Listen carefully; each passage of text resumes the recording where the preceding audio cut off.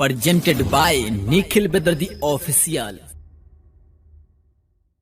आप सुन रहे हैं एजी एंटरटेनमेंट की धमाकेदार प्रस्तुति।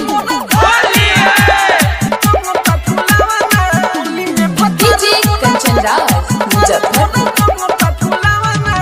देखी के हंसता रे गाँव घर समाज हो, लगो तो नहीं सखी तई को सला जाओ, सला जाओ, सला जाओ।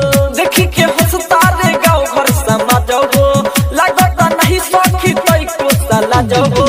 लियो ले हमके काढ़ी के उगावाना है, होली में भतारा मोरा रंगता फुलावाना।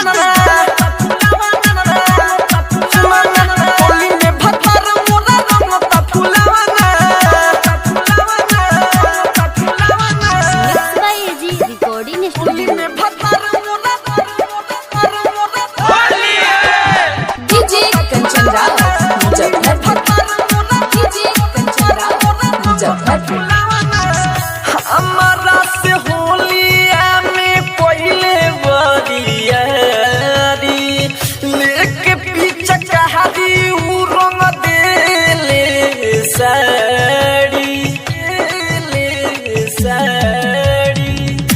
हमारा से होलिया में पहले बरियारी लेके पीछे कहारी उ रंग देले साड़ी।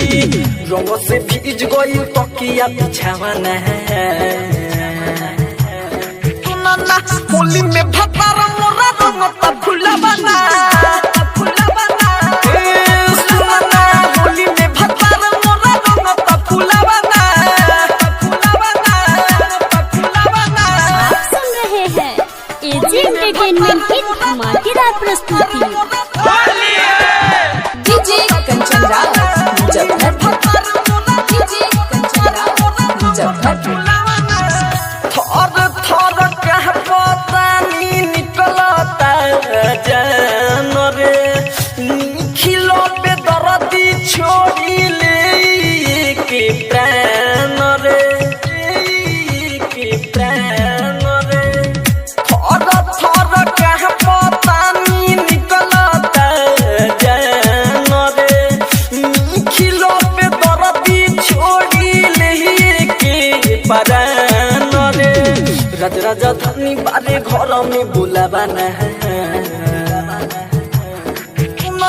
होली में भतारा मोरा रंगता फुलावाना, फुलावाना, फुलावाना। होली में भतारा मोरा रंगता फुलावाना, फुलावाना, फुलावाना।